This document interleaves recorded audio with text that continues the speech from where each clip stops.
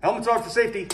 Welcome back to Random, everybody. And today's episode is all about the Ides of March and how on today, a particularly despicable, vile, hatred, tyrannical individual, the most horrendous person to ever walk the face of the earth was born. That's right, my editor. And hey!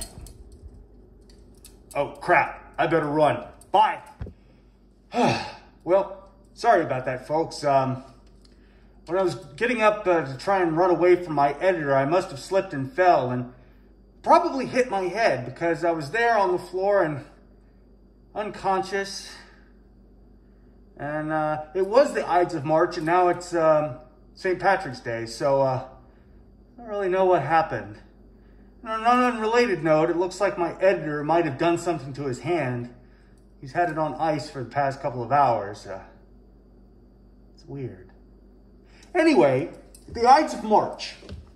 It is the 74th day in the Roman calendar, right? So that's 74 days from New Year's Day, 15th day of March.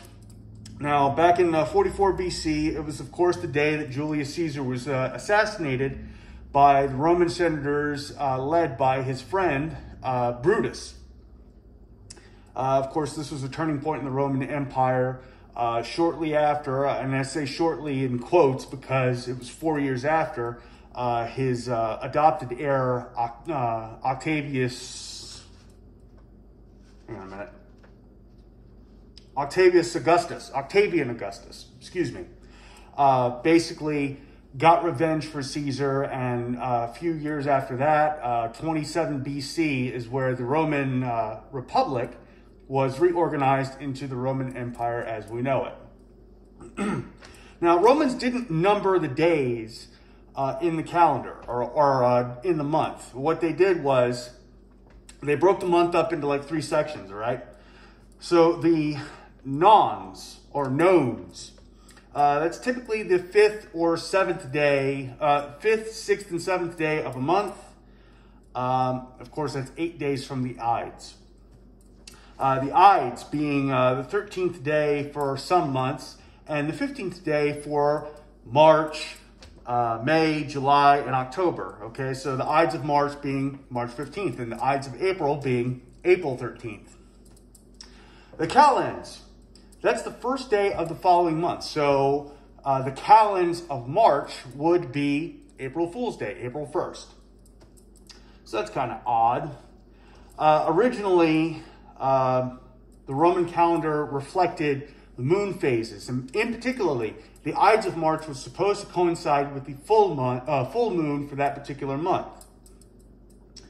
Now, the Ides of any given month, well, that was seen as a significant day, being that, well, they primarily worshipped many gods, chiefest and most powerful among which was Jupiter, otherwise known as Zeus in the Greek mythology.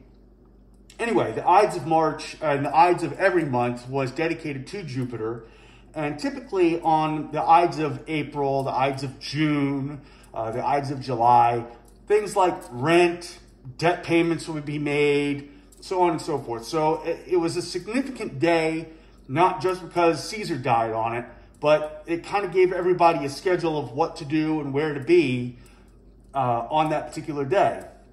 And of course, they had festivals, they had different things going on, not just people collecting money and settling up at the end of a month, or at the middle of a month, I should say.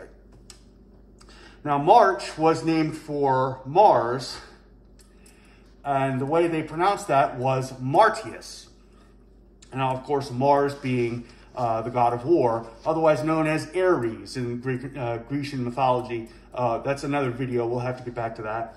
Now, like I said before, the Ides was celebrated for Jupiter. And we'll just keep moving on. Now, Caesar himself was assassinated by the Senate and conspirators, right? Chief among which was his friend Brutus. Now, the seer who warned Caesar was a guy by the name of Spurina. Boy, those Latins and their crazy names. Anyway, he warned Caesar about the Ides of March. Now, believe it or not, according to history, Caesar actually saw this guy the day he was assassinated. In fact, he passed him in the hallway on the way to the theater where he was basically ultimately met with his conspirators and Brutus, and of course he didn't survive that meeting. But the exchange between them is interesting. So Caesar saw this guy, and he's like, hey, it's the Ides of March. What's going on? And the seer responded to him, well, yes, it's the Ides of March, but the Ides haven't ended yet. And of course, the seer goes on his way, and Caesar continues on his path to the theater at Pompeii, not the one at Vesuvius, the one in Rome. It's a theater. It's probably named for Pompeii. That's another video. We'll have to go back to that. But basically, Caesar continues on his path, comes across Brutus and the senators, and, well, snitches get stitches. And of course, in 40 BC, Octavian Augustus gets revenge for Caesar by executing 300 senators and their equities.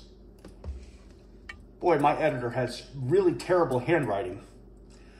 I can only imagine he's not going to be too happy. Well, hang on a minute. The reason he has terrible handwriting is because the hand that he writes with is currently in an ice pack. Wonder why that is. Almost like it has something to do with me missing out on 2 whole days. Anyway, the Ides of March, 44 BC, being a major turning point in the Roman Empire. 40 BC, 4 years afterwards, Octavian Augustus becomes Augustus, the emperor, basically Caesar's heir apparent and ruler of the Roman Republic at that time. Well, in 27 BC, Octavian Augustus Caesar reorganizes the Roman Republic into the Roman Empire as we know it. And that'll have to be for a video for a later time. But yeah, so the Ides of March, not only the birthday of a truly terrible human being, but also the final ending of another fairly terrible human being. There's some kind of poetry in that. Anyway, I hope you enjoyed this episode of Random. Please like, comment, and subscribe down below. And hit the notification bell to get new updates on when we drop videos. My editor wants to point out that the project that he's working on is nearing completion and will hopefully be 100% ready for Speed Week this year in August. He's planning on heading out and checking out the Bike Week, particularly on the Salt Flats. So that's all your fast motorcycles, your Ducatis, your Indians, purpose-built drag bikes, things designed to go very fast on 2 wheels. It's primarily what's going to be out there. And from what I'm told, he's going to be doing some filming, so we'll talk a little bit about that. Of course, the history of Bonneville, the kinds of vehicles that are tested out there regularly, just the crazy engineering that goes into making things go really, really fast. Look forward to that video. It ought to be a good one. So once again, keep it random and helmets off for safety.